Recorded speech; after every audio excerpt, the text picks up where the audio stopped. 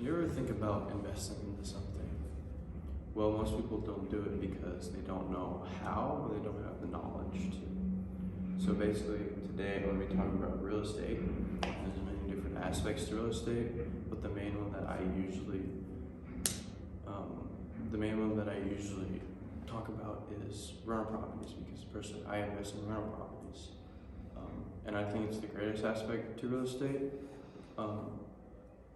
But okay, so let's see. The main points I'm going to go over is the benefits of real estate, how realistic it is for college students to start, and how to actually get started. But before I tell you how to get started, I'm going to show you why it's a good thing. So there's a bunch of benefits that come with real estate. One of them being, the biggest one for me at least, is being financially stable, especially out of college. Usually college students are drowning in debt. That's something that I would love to not be doing. And just to be able to retire early and just not really having the issue of money relevant in my life would be really nice. I think everyone can say the same for that. So you can generate a constant cash flow and maintain regular income. So most people have to typically rely on a 9 to 5. So like if you work at a fast food, when you're younger, it may not be the best thing to rely on, but most people, that's all they have to rely on it.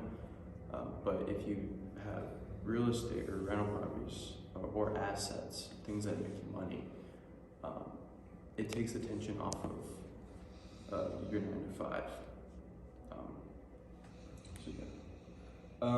You can also be protected by inflation.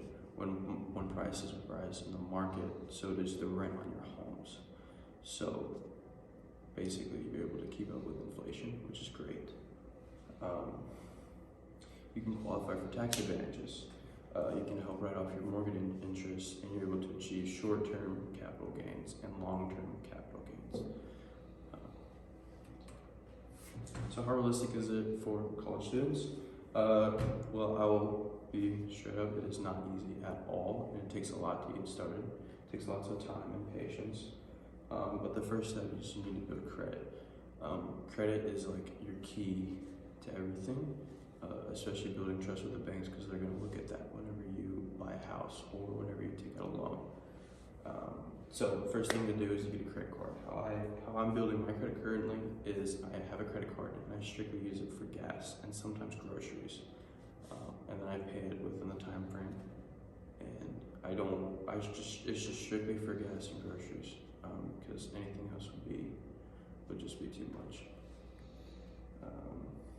So yeah, how to actually get started. So we talked about credit score. Credit score is one of the most important parts of it, because again, the banks need to know that they can trust you to pay your loan back on time, and everything else. Also, a higher credit score, it shows the lender that you're able to pay it back. So you're able to get lower interest rates if your credit score is high. I think it's 740 and above. So yeah. So this is how my dad and I started. Before he started, he worked as an accountant for UK Healthcare. He used accounting as a foundation for his start, and accounting skills are very heavily related to real estate. He's currently able to retire at 46 and has been able to for the past few years. I started out with my dad teaching me everything, and over the past year and a half. And I obtained my LLC this year, and what it basically does, it basically protects me from personal liability. And I'm currently building an Airbnb at the River Gorge. I believe that investing in rental properties is the best long-term decision you can ever make. It's long and tedious, but again, it is worth the while and the grind. And I just encourage everyone to really just at least invest into something, because again, the tension it takes off of your job, your normal 9 to 5 it's really nice. So yeah.